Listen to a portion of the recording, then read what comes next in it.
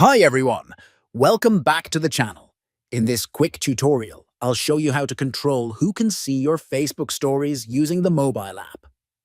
Whether you want to share with everyone, just friends, or hide stories from specific people, I'll guide you step by step. First, open the Facebook app on your phone. Then tap on the three horizontal lines at the top right corner of the screen. Next, tap on the settings icon at the top right. Now scroll down until you find the Stories section and tap on it. Here, tap on Who can see your stories. You'll now see several options. Public.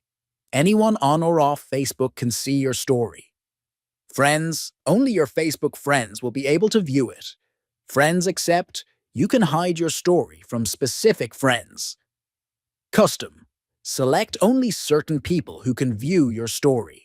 Choose the option that suits you better, then confirm it. And that's it. You've now changed the privacy settings for your Facebook stories.